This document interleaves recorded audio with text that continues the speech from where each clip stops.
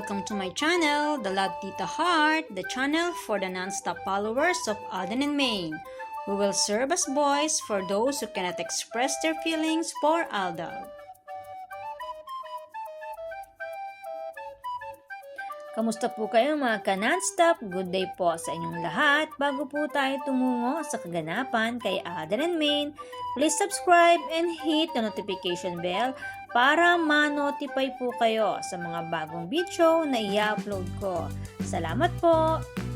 Happy Heart mga ka-Aldab! Last August 3, 2026, umattend si BC Bay, Pambansang Bay, Alden Richards sa birthday party ni Barbie Portesa, ang isa sa tinuturing niya na kaibigan. Kasama si Bea Benene, Joyce Ching, Christopher Martin at ang asawa ni Christopher Martin na si AC Banson. Si Christopher and AC Banson ang mag-asawa na itinuturing din nila Mengay and Tisoy na kaibigan mula pa noon na nag-umpisa pa lang din sila Nico Maine and Richard Jr. bilang mag-asawa. Naunang ikinasal si Mengay and Tisoy ng October 22, 2016. Habang si Christopher and AC ay ikinasal ng February 2022 at may isang anak na babae. Kaya naman ang mag-asawang ito ay family friend ng mag-asawang Mengay and Tisoy. Ika nga, isa ang mag-asawang ito sa nakakaalam sa private love life ng mag-better half Richard Jr. and Mrs. Nico Maine Pokerson. Kaya kung matatandaan po ninyo kung paano binigyan ni May ng advice ang mag-asawang ito sa segment ng Eat Bulaga dati na bawal judgmental, halatang very close si Mengay sa mag-asawang ito. Katulad ng pagiging close ni Tisoy sa kanila. Kaya naman pansin madalas si Christopher Martin, sinasamahan niya si Richard Jr. sa pagbabike nito. August 6, 2026, ito ang pag-post ni Tita April, ang birthday celebration ni Lola Linda. Kasama ang buong pamilya na ibinahagi naman ni Raisa Pokerson ng August 7, 2026. Nakaraan taon, kung matatandaan po ninyo, nag-celebrate sila ng birthday ni Lola Linda sa Batangas, sa The Farm at San Benito, kung saan ibinahagi ni Daddy Bay ang kuha na ito na napapagitnaan ni Richard Jr. and Tita April, si Mengay na nakasilhuwet ang kuha. Si Daddy Bay lang ang maaasahan natin na nagbabahagi ng mga kuha ni Mengay para ipaalam sa buong Aldab Nation and True-Blooded Aldab Nation na kasama nila ang mahal niyang manugang. And August 7, 8, and 9, 2026, ito naman ang ibinahagi ni Richard Jr. and Tita April. Ang buong pamilya with the birthday celebrant Lola Linda na nagbalik sa Lipa City, Batangas, sa The Farm at San Benito. Paborito nilang binabalik-balikan ang luxury wellness resort na ito na nag-o-offer ng holistic healing na siyang nabanggit ni Richard Jr. na siya niyang ginagawa. Na ika nga, holistic healing is used to treat the whole person including the body, mind, and spirit. Kaya naman bukod sa pagbabike or morning ride na kanyang ginagawa, holistic healing ang ginagawa ni Richard Jr. sa ngayon para sa mas malusog na pangangatawan at kaisipan. Ika nga, sa bugbog na katawan at pag-iisip sa dami ng trabaho, mas fit kay Richard Jr. ang holistic healing. For sure, pareho silang mag-asawa na sumasailalim sa ganito. Dahil sa totoo lang, iba ang dulot na stress ng sarswela sa buhay nila Mengay and Tisoy. Kaya naman kahit bilyonaryo ng maituturing ang phenomenal love couple na ito, mas kailangan nila ang holistic healing para sa pangangalaga ng kalusugan ng katawan, kaisipan at kaluluwa. And August 8, 2026, ipinalabas na ang kauna-unahang documentary na hosted by Alden Richards. Ang kauna-unahan na ginampanan ni Alden Richards ang documentary tungkol sa edukasyon. Pero ang mga ganitong pangyayari matagal nang nagaganap noon pa man. Ang hirap na dinadanas ng mga estudyante at guro na kailangang tumawid ng ilog, umakyat ng bundok para marating ang eskwelahan. Ang mga estudyanteng pumapasok ng walang laman ng tiyan, paano matututo ng tama kung kumakalam ang gutom na sikmura. Noon pa man, marami ng journalist ang nagdokumentary tungkol sa edukasyon. Sa ganitong problema ng mga estudyante at guro sa malalayong lugar natin sa ating bansa at sa mga nasa patag na estudyante na mas piniling maghanap buhay upang tulungan ng pamilya kaysa pumasok sa eskwelahan, gawa ng kahirapan. Ang tanong, kay Alden Richards kaya matatapos at magkakaroon ng kasagutan ang mga suliranin na ito? O patuloy lang din itong mangyayari dahil sa pinakamalaking suliranin ng ating bansa? Ang korupsyon, ang pagnanakaw sa kabanang bayan, na habang pinapanood mo ang dokumentaryo ni Alden Richards na ito, isa pang matinding problema na dulot ng korupsyon sa flood control ang nangyayari sa ilang lugar sa ating bansa. Ang matinding pagbaha habang binabaha ang ilan nating kababayan, ang sarap ng buhay ng mga kurap at magnanakaw na opisyal na ating bansa. Mag-iisang taon na mula nang mabunyag sila at pangalanan ang mga sangkot. Ang tanong, may hustisya ba tayong makakamit?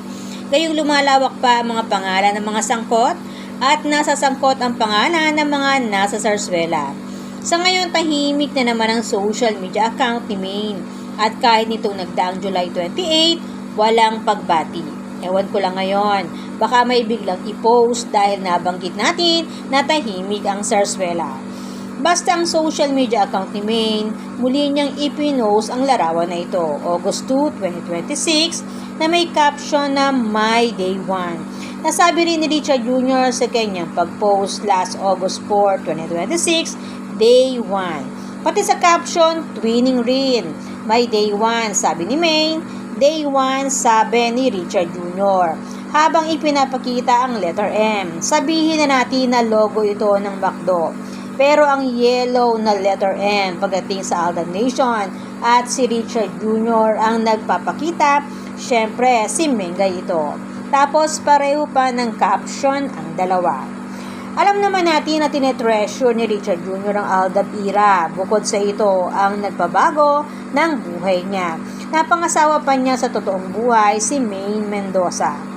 Sabi nga, super busy lang talaga ang schedule ni Alden Richards. Kaya mula last year sa podcast ng Itbulaga, para sa 10th year anniversary nito, hindi ito nakarating.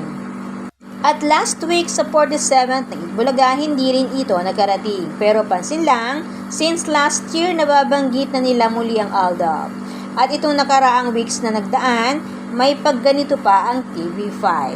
And last August 6, 2026, may nag-post sa X na banggit ng isang guest ng Itbulaga na kilala daw niya si Richard Jr. Nakikita niya ito noong bata pa sa Binyan, Laguna dahil kapitbahay nila ito. Kaya naman nag-shout out si Maine kay Alden. At sa isang episode ng Itbulaga last August 5 naman, ikinuwento lang sa akin, nabanggit ni Barameda, ang kanilang guest, na isa sa kanyang pinagkakaabalahan ay ang pagiging mother-wife. Na sumagot naman si Maine, yun talaga ang pinaka-fulfilling, ang sabi ni Maine Mendoza. Sabi nga ni Mengay noon kay Tisoy, gusto ko aalagaan kita at ang mga anak natin. At sabi rin niya sa kanyang mga interview noon, tapos na ako sa aking karir. Gusto ko mag-aalaga naman ako ng mga anak. Para talaga kay Maine, fulfilling ang pagiging mother and wife. Relate na relate siya kay Rochelle Barameda sa pagtupad sa tungkulin bilang isang ina at asawa. Isa na lang ang hindi ko naririnig sa Itbulaga, ang maalaalang minsan ang fandom ng Aldab Nation na nagpaangat ng kanilang programa kasama ng Aldab. Sabi nga ni Joey noon, malaki ang naitulong ng pagdating ng Aldab at ng Aldab Nation sa Itbulaga. Kaya naman, sa kasagsagan ng Aldab, walang bukang bibig ang mga host, kundi Aldab Nation. Pero matapos paghiwalayin ng Aldab, wala nang bumanggit sa Aldab Nation. Minsan ko lang siyang narinig muli noong podcast last year ng Itbulaga. Si Paulo at si Maine lang ang bumanggit sa Aldab Nation. Yun pa din yung isang nakapagtataka, parang bigla na lang nilang kinalimutan ng Aldab Nation. Siyang may malaking parte sa pagsikat ng Aldab, ang nagbigay sa kanila ng mga parangal at milyon-milyong hashtag tweets sa Twitter. Tanging si Paulo Ballesteros and Maine Mendoza lang ang bumanggit last year sa podcast nito. Pero sa ngayon, hindi natin masabi kung ano man ang binabalak nila dahil muli nilang binibigyan ng pansin ang Aldab. Let's wait and see na lang kung may niluluto man silang plano or wala tungkol sa Aldab. Basta ang malinaw sa ngayon, walang sarswelang nagaganap. Walang pagbanggit kay Panot mula nang masangkot ito sa flood control. Last July 28, walang pagbati kay Maine sa programa man or sa social media account ni Mengay. Ewan lang natin kung may biglang ipopost dahil sa sinabi nga nating tahimik na. Kaya naman, let's wait and see kung tuluyan na ba talagang magiging tahimik ang Zarzuela or maglalaho na ba ito ng tuluyan. Hintay lang tayo sa God's perfect timing and God's perfect plan. Basta ang mahalaga, matagal ng Panalo Nation. Mag-asawa na sila Mengay and Tisoy since October 22, 2016. Sabi nga, happy life, happy wife. Private life is a peaceful life. Sabi ni Richard Reyes Fokerson Jr. Kaya naman, good vibes lang po tayo magka-non-stop. Salamat po sa lahat na nag-comments at sa lahat po ng buong pusong nagmamahal at sumusuporta kay Alden and Maine. Salamat po sa lahat ng subscribers. Shout out po sa inyong lahat. Thanks and God bless everyone! Salamat po sa lahat na comment. Shout out po sa inyong lahat. Sorry po, hindi ko na po kayo iisa-isahin. Sobrang dami po ninyo. Patunay lamang po ito na talagang lumalakas lalo at sumisigla ang buong fandom sa ganitong pagkakataon. Salamat po sa inyong lahat.